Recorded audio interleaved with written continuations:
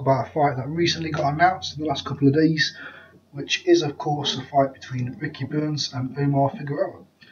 Now, I've already had some say on this matter recently, not only on a video that I made, but on Twitter I've had a couple of opinions to say. And that opinion tends to have been that I don't see how Ricky Burns can win this fight.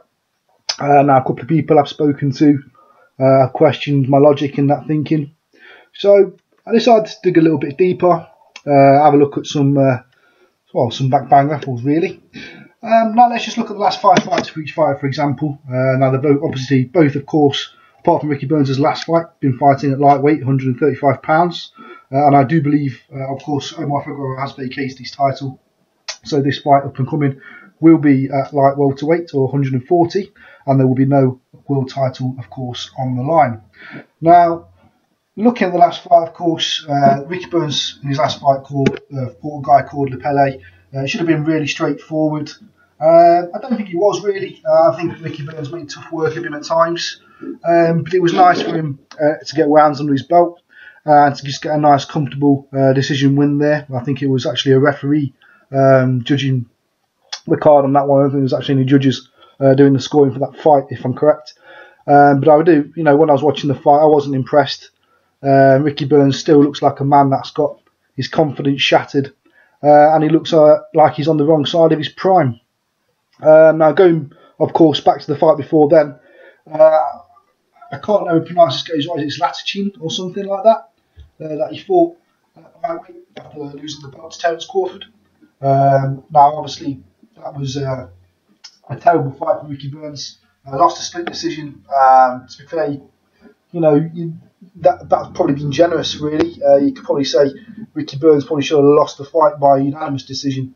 But hey ho, that's the way the scoring went that fight.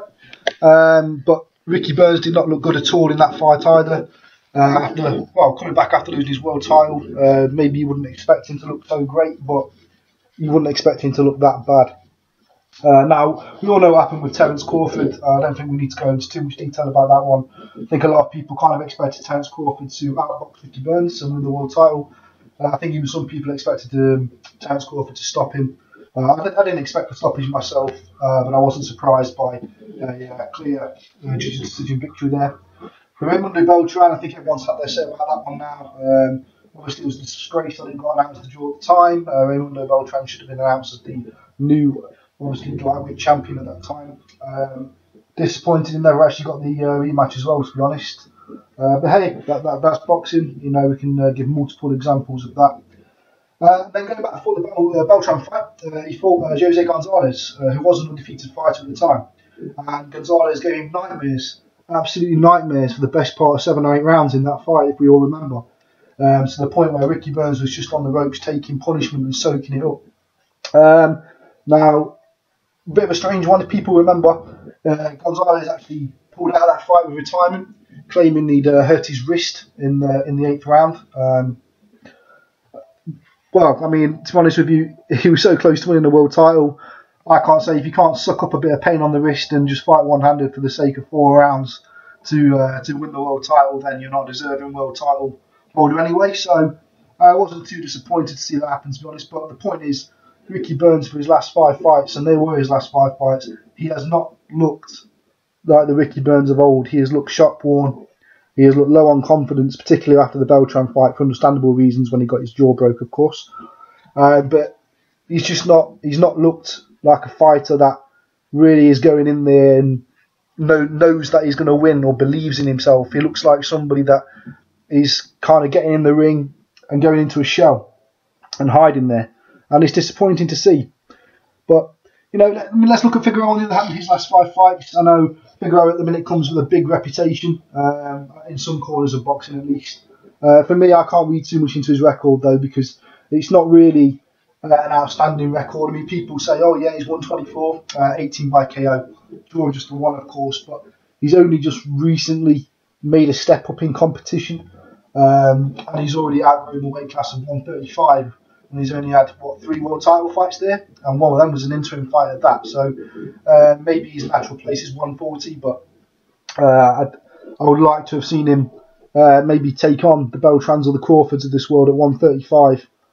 before making that step up to 140 myself. But his last 5 fights, he beat Daniel Estrada in his last fight, of course, by a knockout, or stoppage, I should say, in the 9th round. Daniel Estrada, a bit more name, really known over here at the minute. Of course, he's just fought Kevin Mitchell in a world title eliminator to go on and fight Linares. So we kind of know from a British point of view what Estrada's all about. He didn't really offer the great deal that was promised by Juan Manuel Marquez in the build-up to the Kevin Mitchell fight. But then, I don't want to take anything away from Kevin Mitchell because I thought that was probably his career best performance. But Estrada didn't show anything for me to prove that he has got what it takes to mix it at the top level. So seeing on his record that he, of course, fought Figueroa and lost by a stoppage later in that fight is of no surprise to me. I don't think it would be of any surprise to anybody. Before that, he beat Belentes by a split decision for the world title. Belentes is not really a fight I know a lot about, to be honest, so I can't really go into a lot of detail. All I've managed to do for him is just have a quick scan over his record on BoxRec. Not always the most reliable of sources, of course, I realise. But, he's nobody special. And that was only a split decision. Going into a little bit more detail than that, the interim fight was against Arakora, I think it was, Nikita Arakora. The only reason I know his name, in all honesty, is because he fought Linares after he fought Figueroa in the title eliminator fight. And Linares is now, of course, the champion. And Kevin Mitchell will be fighting him next after beating Estrada. Boxing's a funny old game sometimes, isn't it? All in one nice big circle. So that's the only reason I actually have ever heard of him. I think he took Linares the distance in that fight as well, I believe. I might not be correct. But I'm almost sure he took Linares the distance and lost by unanimous decision. Now, going into the 2 fights before those, they were obviously in domesticated fights, or not maybe never domesticated as such, but what I would class as domesticated over in the States against Abacotto and somebody else that I've never really heard of before. So in the last 5 fights, what I'm trying to say is really, Ricky Burns has fought by far, in my opinion, the better competition during his last 5 fights, but has not performed. And Figueroa on the opposite hand, make what you will of the competition he has fought, but he's done the job and he's beat whatever he has been put in front of him. So, going off competition, you'd have to say the experience is definitely in Ricky Burns' camp. The form is definitely in Figueroa's camp. The confidence will definitely be in Figueroa's camp, that's for sure. The one thing that I would say for Ricky Burns, if he wants to win this fight, he has got to go and try and find the Ricky Burns of old. And when I say the Ricky Burns of old, in my opinion, Ricky Burns' best performance as a fighter and his best victory on his record is still his first ever world title fight against Roman Martinez, which was, of course, for the WBO super featherweight title, I believe. Some people might correct me if I'm wrong there, but I'm sure I'm correct. Where I think he was down in round 1 as well against Martinez in that fight. I'm sure he was down in round 1, in fact. Because I remember, I was watching that on Sky Sports. I was actually working at the time,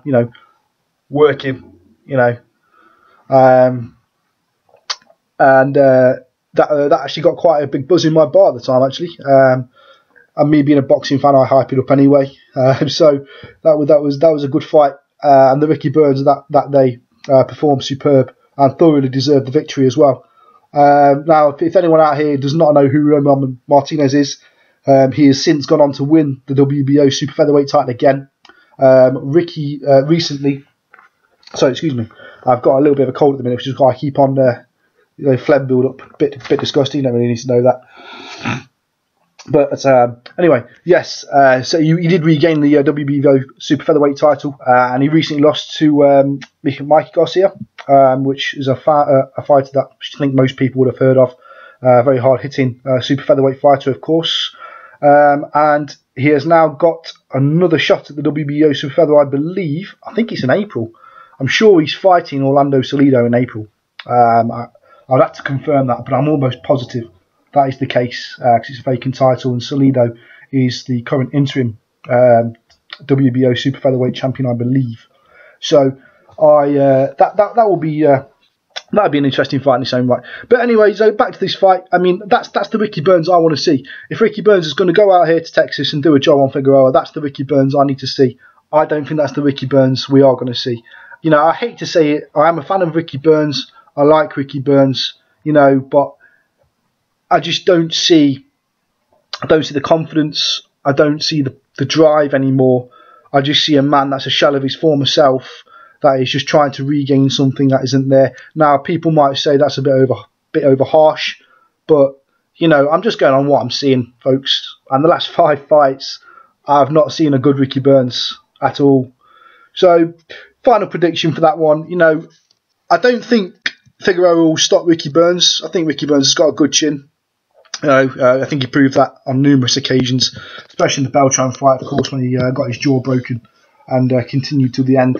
So I can't see Figueroa stopping Ricky Burns, but I can see an unfortunate landslide victory in favour of Figueroa. I would be very surprised if it was any closer than maybe 4 rounds, 5 rounds, you know.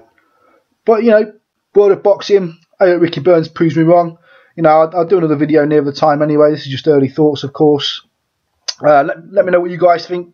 Leave me a comment in the comments box. Please follow me on Twitter and subscribe to my channel. All the details you need is on my channel cover. And yeah, I'll catch you later.